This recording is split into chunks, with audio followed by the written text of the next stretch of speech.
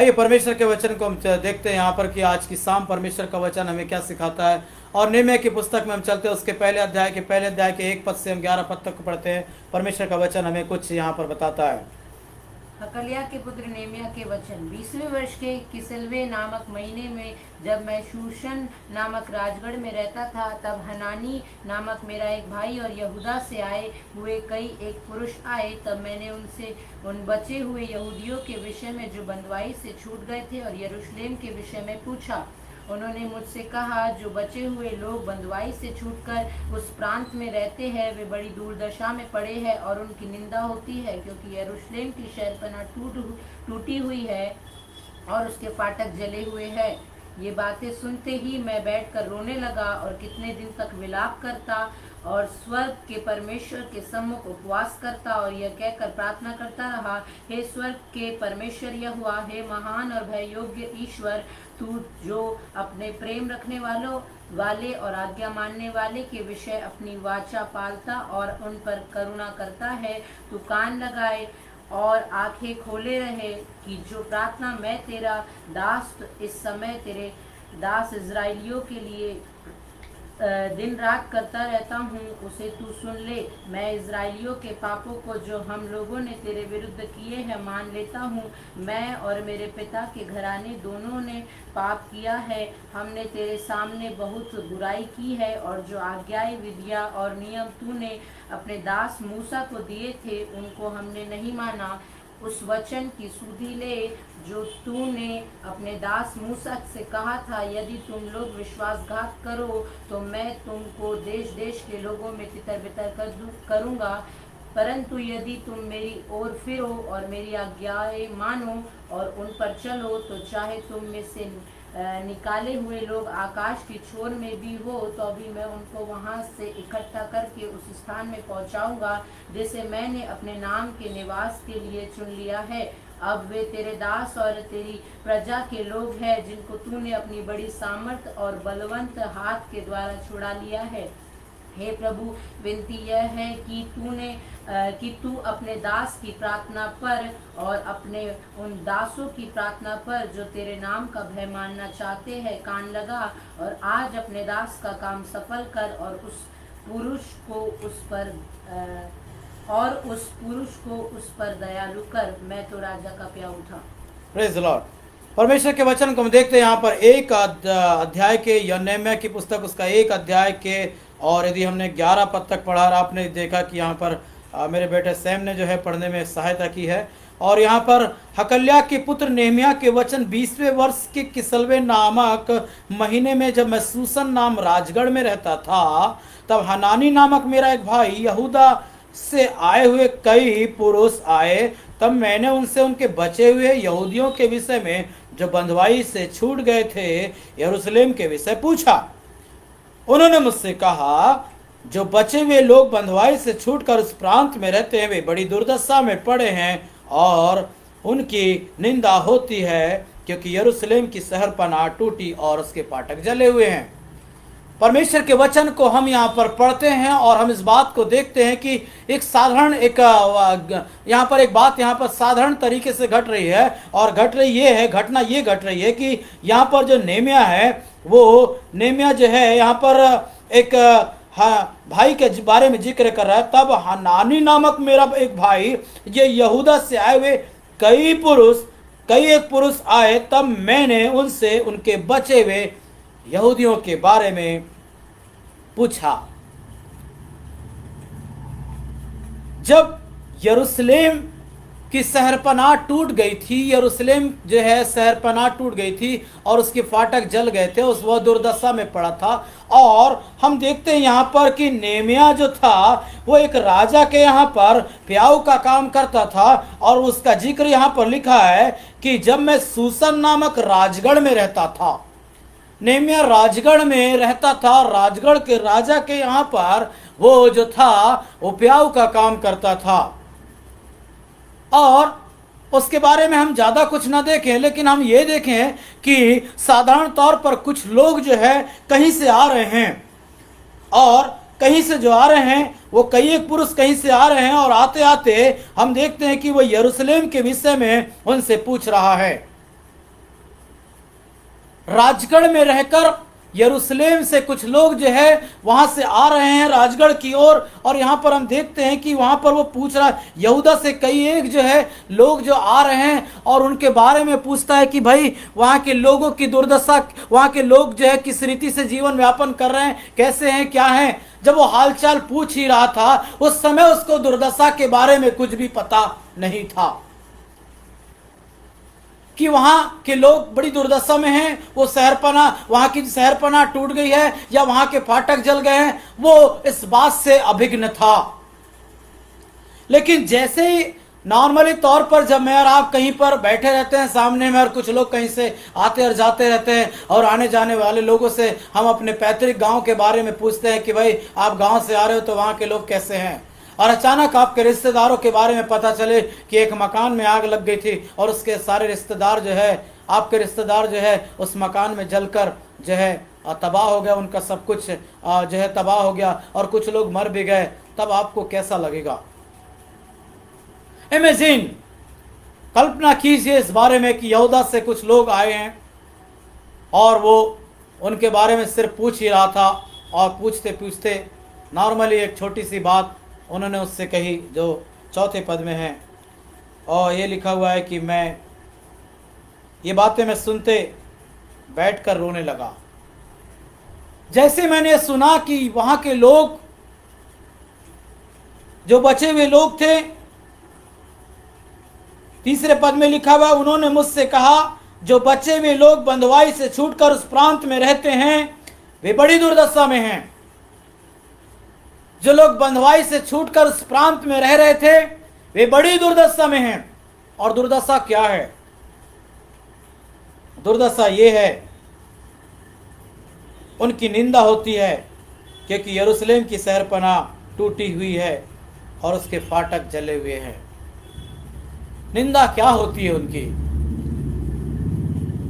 शायद लोग उन्हें कई प्रकार की बात कहते होंगे, शायद उनके परमेश्वर के बारे में लोग उनसे कहते होंगे,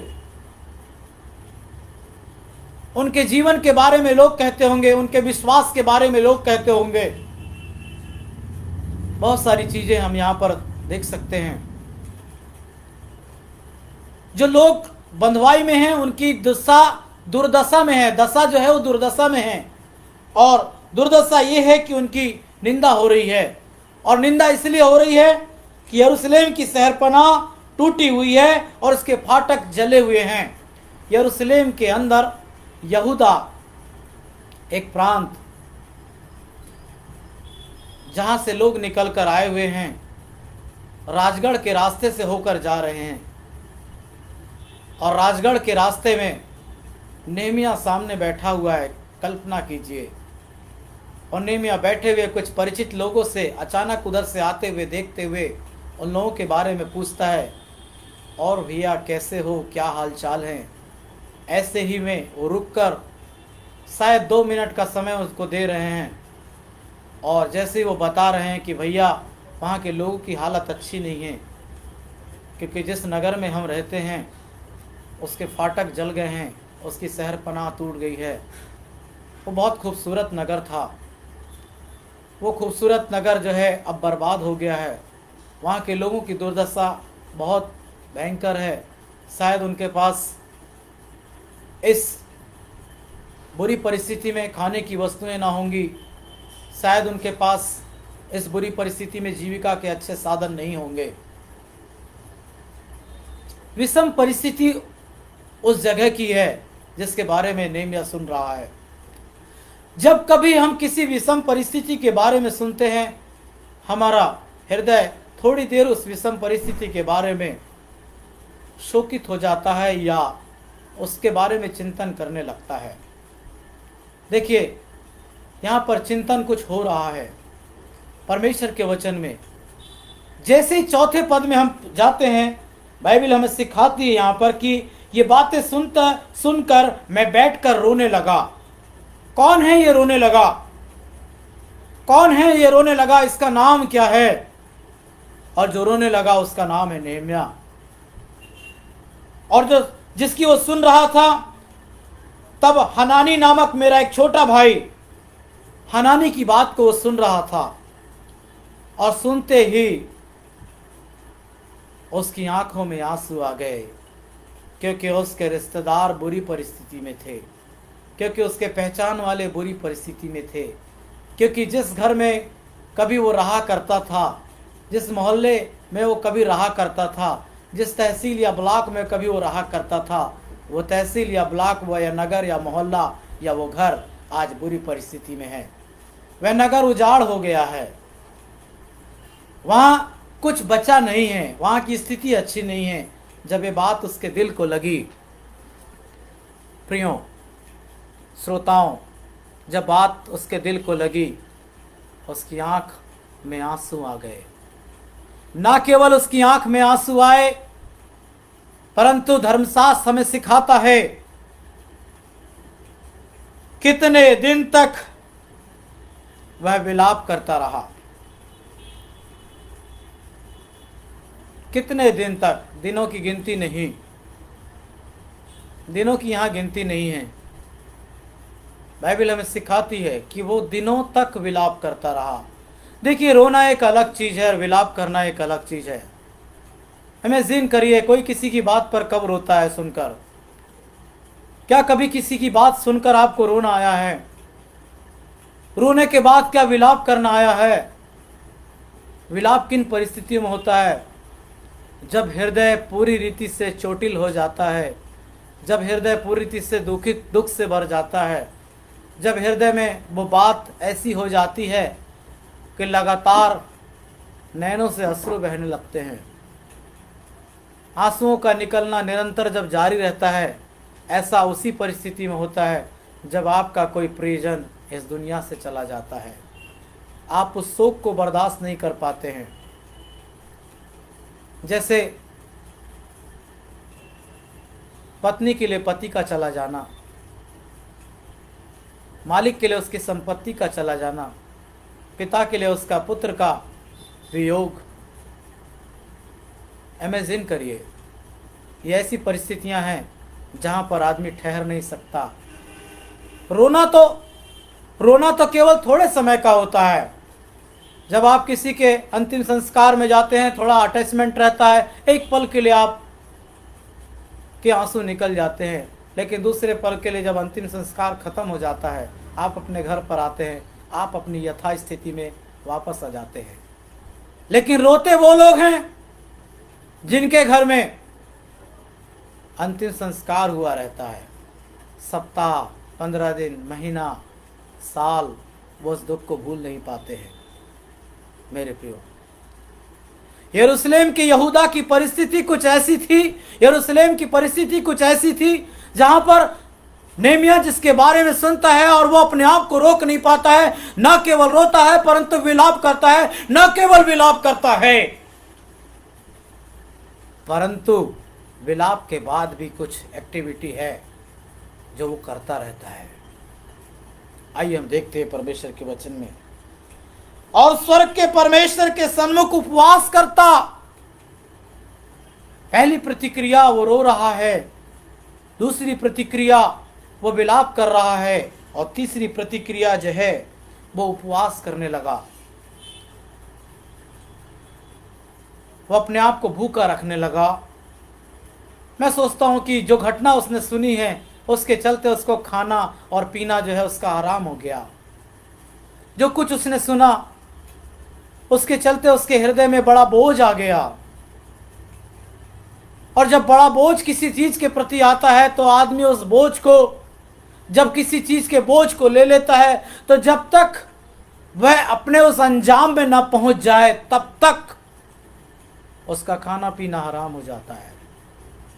वह उपवास करने लगा, और उपवास के बाद भी ना केवल उपवास किया परंतु यह कहकर प्रार्थना करते रहा, हे स्वर्ग के परमेश्वर यहोवा, हे महान और भययोग्य ईश्वर, तू अपने प्रेम रखने वाले और आज्ञा मानने वाले के विषय में अपनी वाचा पालता है, वाचा पालता और उन पर करुणा करता है।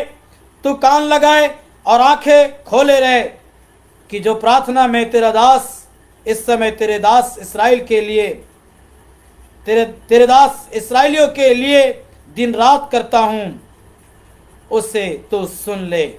मैं इस्राएलियों के पापों को जो हम लोगों ने तेरे विरुद्ध किए हैं मान लेता हूं। मैं और मेरे पिता के घराने दोनों ने पाप किया है और हमने तेरे सामने बुराई की है, और जो आज्ञाएं और विधियां और नियम तूने अपने दास मूसा को दिए थे उनको हमने नहीं माना, जिसके चलते यरूशलेम की शहरपनाह टूट गई और उसके फाटक जल गए और बर्बादी आ गई। मेरे प्रियो, अगर हम परमेश्वर के वचन का बारीकी से अध्ययन करते हैं तो माजरा हमें यहां यह दिखाई देता है कि सारे फसाद की अगर कुछ जड़ है तो वो जड़ है अनाज्ञाकारिता, परमेश्वर के वचन को ना मानना। जब कभी जिस स्थान पर परमेश्वर के वचन की अनाज्ञाकारिता या परमेश्वर के वचन का उल्लंघन होता है, जब कभी मनुष्य परमेश्वर से दूरियां बनाने लगता है, बर्बादियों का आना प्रारंभ हो जाता है। Praise God. इतिहास गवाह है, दुनिया के आरंभ से आदम और हवा से अगर उन्होंने आज्ञा पालन किया होता और परमेश्वर की आज्ञा के अनुसार उसको फल को ना खाया होता तो आज दुनिया वहीं खड़ी होती। अनाज्ञाकारिता आई, उन्होंने जो है अनाज्ञाकारिता किया, परमेश्वर के कहे वचनों का पालन नहीं किया और फल को खाया। फल को खाया तो वे अदन के बगीचे से निकाल दिए गए। अनाज्ञाकारिता हुई, अनाज्ञाकारिता हुई। अनाज्ञाकारिता हमें हमारी जगह को छोड़ने पर मजबूर कर देती है। अनाज्ञाकारिता परमेश्वर के वचन से हमें दूर कर देती है।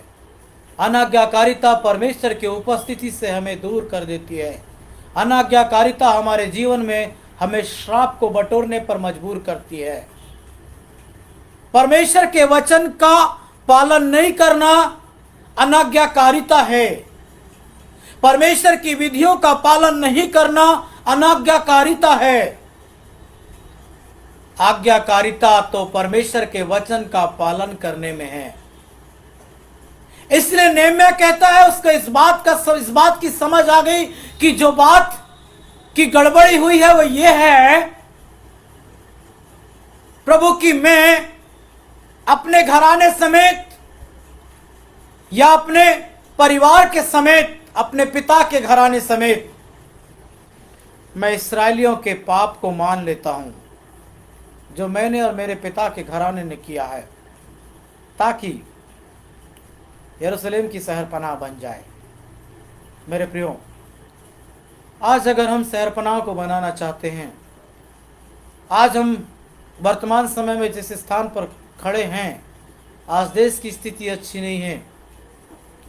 आप जानते हैं हमारे देश की अर्थव्यवस्था का ग्रिड कहाँ पहुँच गया है। हमारे देश की अर्थव्यवस्था गिर गई है। कोरोना महामारी के चलते हमारी सरकार की परिस्थिति वैसी नहीं है जैसे पहले थी। आज अर्थव्यवस्था जो है, इकोनॉमी की जो है वो -23.9 में पहुंच गई है, जो हमारे लिए एक प्रार्थना का विषय है। हमारे देश में कोरोना को आए ज़्यादा दिन नहीं हुए, लेकिन थोड़े ही दिनों में हिंदुस्तान क्या पूरा विश्व हिल गया। आज विश्व को जरूरत है कलीसिया की, आज विश्व को जरूरत है चर्च की, विश्व को जरूरत है प्रार्थना करने वालों की। नेहम्याह के समान बोझ के साथ ये देखकर भी कि हमारा देश विषम परिस्थिति में जा रहा है, व्यापार खत्म हो गया है, व्यापार खत्म हो गया है। सरकार आग्रह कर रही है पीएम फंड में पैसे डालने के लिए। देश की परिस्थिति अच्छी नहीं है। औद्योगिक रास्ते बंद हैं, लोगों को जाने आने की समस्याएं हैं, स्कूल नहीं खुल रहे हैं। विपरीत परिस्थितियां देश के सामने, सरकार के सामने चुनौती पर चुनौतियां हैं। हमारे देश के प्रधानमंत्री के ऊपर परमेश्वर का अनुग्रह है, जिस देश को चला पा रहे हैं। मेरे प्रियो, मैं आपको बताना चाहता हूं, आज देश की विषम परिस्थिति के तुल मध्य जो है, अगर नेमिया के समान हमारे हृदय में बोझ आता है, आंसू गिरने से कोई नहीं रोक सकता, विलाप करने से कोई नहीं रख सकता। मैं आरंभ के 40 दिनों के लॉकडाउन के बारे में बात करना चाहूंगा। उन आरंभ के 40 दिनों के अंदर मैं विश्वास करता हूं कि कलीसिया में करोड़ों लोगों ने निरंतर परमेश्वर के सामने अपनी प्रार्थनाओं को रखा है। आई ट्रस्ट, मैं विश्वास करता हूं परमेश्वर ने उनकी प्रार्थनाओं को सुना भी है, क्योंकि आप जानते हैं प्रार्थनाओं का प्रत्युत्तर है कि भारत के अंदर जो है कोरोना महामारी के ऊपर एक बड़ा सिकंजा भी है। आप जानते हैं हमारे देश का मृत्यु दर पहले क्या था और आज क्या है।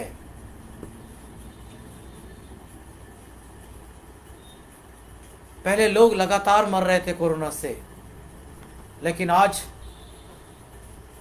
सरकार के अच्छे प्रयास, करोड़ों लोगों की प्रार्थनाएं, कलीसिया का उत्तरदायित्व होना इस बात का सबूत है। कोई विश्वास करे या ना करे, इससे क्या फर्क पड़ता है, लेकिन कलीसिया ने प्रार्थना की है। परमेश्वर के लोगों ने निरंतर घुटने टेके हैं। परमेश्वर के लोगों ने लगातार परमेश्वर के सामने आंसुओं के साथ प्रार्थनाएं की हैं। आज इस प्रार्थना के निरंतरता की जरूरत है। थोड़े समय के आंसू बहाने में शांत न हो जाइए। विलाप जरूरी है, विलाप के बाद उपवास जरूरी है। यस, पहली बात जरूरी आज कलीसिया के लिए कि कलीसिया निरंतर रिकवरी रेट के ऊपर प्रार्थना करे। जो मृत्यु दर है वो गिरता चला जाए और रिकवरी रेट जो है वो निरंतर बढ़ता चला जाए। लोग हॉस्पिटल जाते हैं और जल्दी से ठीक होकर आ जा रहे हैं। कहीं ना कहीं ये प्रार्थनाओं का प्रत्युत्तर है। मेरे प्रियो, आज जानकारी आपको बता दूं, रिकवरी रेट 75% पहुंच गया है। यस, और ये दिनों दिन अपग्रेड होते जा रहा है। It is a good news for us. लेकिन वहीं पर चिंताजनक विषय ये भी है, क्या कलीसिया निरंतर रोने के बाद क्या विलाप कर रही है? क्या विलाप करने के बाद उपवास कर रही है? क्या उपवास करने के बाद निरंतर प्रार्थना कर रही है? क्या निरंतर प्रार्थना करने के बाद जो है अपने पापों को मान रही है? क्या अपने पापों को मानने के बाद अपने पारिवारिक पापों को भी मान रही है? क्या अपने पूर्वज और माता पिता के पुरखों के पापों को स्वीकार कर रही है? यदि ऐसा है तो वो दिन दूर नहीं, वो दिन दूर नहीं जब आप परमेश्वर के वचन को पूरा होते हुए देखेंगे। मेरे प्रियो, आप देखिए परमेश्वर के वचन को। इस समय दूसरा इतिहास की पुस्तक उसका 7 अध्याय और 14 पद को हम पढ़ेंगे। यहां पर वो समय आ रहा है जब कलीसिया के प्रार्थना का प्रत्युत्तर परमेश्वर दे रहा है।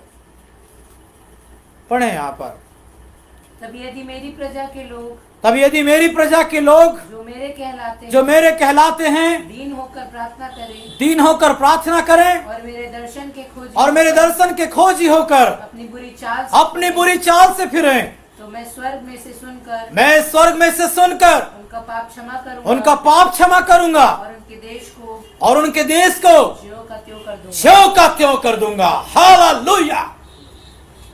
परमेश्वर हमारे देश को ज्यों का त्यों कर देगा। कलीसिया की प्रार्थना को सुनकर परमेश्वर हमारे देश को ज्यों का त्यों कर देगा, क्योंकि कलीसिया अपने बुरे चाल से फिरकर जब अपने देश के लिए प्रार्थना करेगी, मेरा देश जो मेरा यरूशलेम है, मेरी रहने की जगह मेरा यरूशलेम है, जब उसकी दुर्दशा बिगड़ी है, यस, जिस जगह में आप और मैं रहते हैं वो आपका यरूशलेम है। नेहमिया में सिखा रहा है, उसकी दुर्दशा हो गई है। वहां के लोग क्वारंटाइन में पड़े हैं, वहां के लोग आइसोलेशन में पड़े हैं, वहां बेरोजगारी आ गई है, वहां की फैक्ट्रियां बंद हैं, वहां की सरकार जो है निरंतर आर्थिकता की तंगी को महसूस कर रही है। बैठे बैठे खिलाना कब तक संभव होगा? नहीं, ज्यादा दिन तक संभव नहीं होगा। परमेश्वर हमारे देश को ज्यों का त्यों करे, ताकि ये जो -23 है ये माइनस खत्म हो जाए, हमारा देश प्लस में आ जाए, सेल्फ डिपेंडेंट हो जाए लोग, स्वयं रोजगार और स्वयं उत्पादन करने वाले लोग हमारे देश के लोग हो जाएं। मेरे प्रियो, जब नेहमिया को यह बात पता चले कि उस देश की दुर्दशा इस रीति से है, उसके फाटक जो है जल गए हैं, उसकी शहरपनाह टूट गई है, उस देश की शहरपनाह को बनाने के लिए उसने बहुत सारे आयाम किया। यदि आप बाइबल धर्मशास्त्र को 2 अध्याय को और तीसरे अध्याय को पढ़ते हैं, आप वहां पाएंगे। मेरे पास आज उतना वक्त नहीं है कि मैं आपको शेयर कर सकूं, लेकिन फिर कभी मौका मिलेगा मैं अगले स्टेप में इसको जरूर बताऊंगा। आज मैं सिर्फ यही कहना चाहता हूं, कलीसिया जवाबदार है हिंदुस्तान के लिए, कलीसिया जवाबदार है विश्व के लिए, कलीसिया जवाबदार है एक एक भारतवासियों के लिए, प्रार्थना के लिए। अगर मैं और आप प्रार्थना करेंगे, भारत के अंदर से महामारी क्या, भारत के अंदर से हर एक वो चीज खत्म हो जाएगी जिसके कारण से भारत प्रभावित है। हमारे देश की राजनीति में एक अद्भुत परिवर्तन आ जाएगा, हमारे देश के प्रदेशों की राजनीति में परिवर्तन आ जाएगा, प्रदेशों की आर्थिक व्यवस्था में परिवर्तन आ जाएगा, रोजगार के अवसर खुल जाएंगे। परमेश्वर हमारे देश को ज्यों का त्यों कर देगा यदि मैं और आप अपने पापों को स्वीकार कर लें, मैं और आप अपने देश के अपराधों को स्वीकार कर लें। आप जानते हैं हमारे देश में निरंतर लोग जो है अपराधों में फंसे हुए हैं। कोई चोरी में फंसा हुआ है, कोई गुनाहों में फंसा हुआ है, कोई जो है व्यभिचार में फंसा हुआ है, कोई जो है तरह तरह के धाराओं में फंसा हुआ है। किसी न किसी के ऊपर हर दिन कोई ना कोई धाराएं लगती है, कितने लोग जेल चले जाते हैं। ये अधर्म जो हो रहा है, इन अधर्म से लोगों को निकालने की जवाबदारी कलीसिया की है, क्योंकि यीशु मसीह अपने वचन में कहते हैं मेरे प्रियो कि मेरा अभिषेक इसलिए किया गया है कि मैं बंधुओं को छुड़ाऊं, यस, अंधों को दृष्टिदान दूं, परमेश्वर के राज्य में प्रसन्न रहने का प्रचार कर सकूं। जिस देश में आप रहते हैं उस देश में आप लोगों को खुश कैसे देख सकते हैं? ओनली वन वे, प्रार्थना, केवल प्रार्थना, केवल प्रार्थना और केवल प्रार्थना। मध्यस्थी ही एक ऐसा रास्ता है, क्योंकि मध्यस्थी के चलते ही मैंने और आपने उद्धार को पाया है। यदि यीशु मसीह गेत्सेमनी के बाग में मेरे और आपके लिए मध्यस्थी नहीं करते, यदि यीशु मसीह मध्यस्थी मेरे और आपके लिए नहीं बनते, यदि परमेश्वर पिता के द्वारा दी गई आज्ञाओं का पालन यदि यीशु मसीह नहीं करते, खुद को क्रूस पर चढ़ने के लिए यीशु मसीह नहीं देते, मेरा और आपका बचाया जाना संभव नहीं था। मैं और आप पाप से आजादी को प्राप्त नहीं कर सकते थे। प्रभु यीशु मसीह का शुक्रगुजार है जिसने अपने प्राणों की आहुति इस दुनिया के लिए दे दी, ताकि जो कोई उसके नाम पर विश्वास करे वह नाश ना हो परंतु अनंत जीवन को पाए। मैं परमेश्वर के वचन पर विश्वास करता हूं।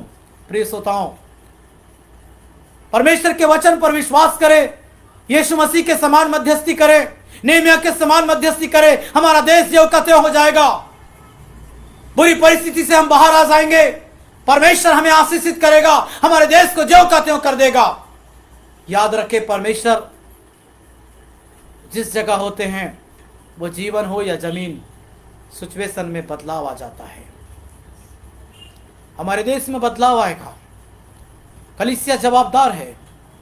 जैसे नेहम्याह ने प्रार्थना की, जैसे नेहम्याह ने प्रार्थना की, ना केवल प्रार्थना की परंतु वो रोते रहा, ना केवल रोते रहा परंतु विलाप करते रहा, ना केवल विलाप करते रहा परंतु उसने उपवास भी किया, ना केवल उसने उपवास किया परंतु अपने पापों की माफी मांगी, ना केवल अपने पापों की माफी मांगी परंतु उसने अपने वंश, अपने पूर्वजों और सारे घराने समेत सारे घराने के पापों के लिए भी माफी मांगी। इस्राएलियों के पापों के लिए माफी मांगी। उसने ना केवल अपने परिवार के पापों की माफी मांगी परंतु अपने देश के सारे निवासियों के लिए भी, निवासियों के पापों की भी माफी मांगी। आज जरूरत है भारत के ऊपर हो रहे गुनाह और अपराधों की माफी कलीसिया को मांगने की, मुझे और आपको मांगने की, ताकि मेरा और आपका देश ज्यों का त्यों हो जाए।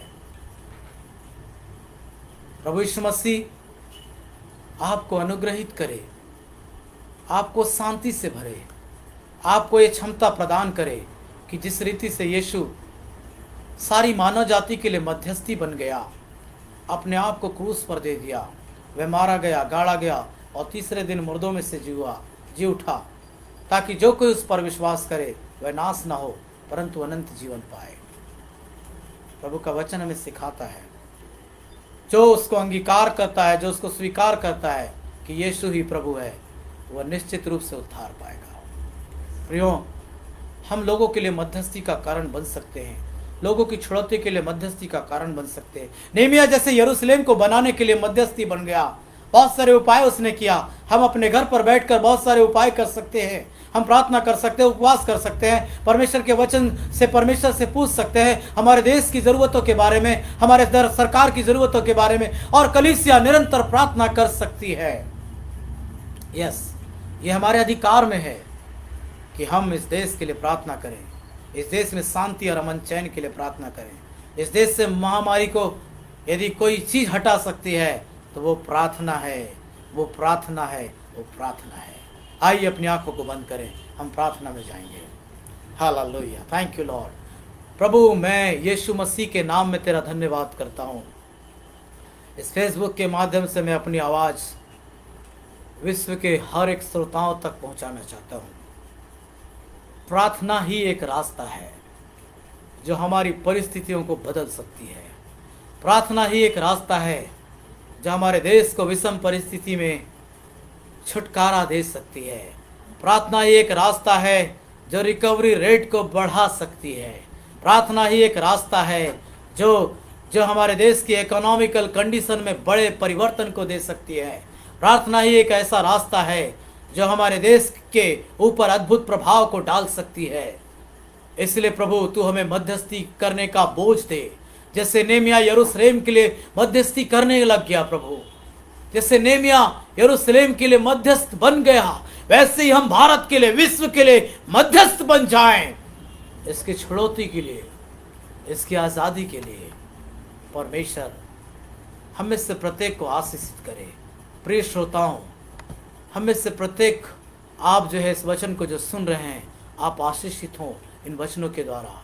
आज की शाम परमेश्वर पिता, मैं यीशु मसीह के नाम में प्रार्थना करता हूँ।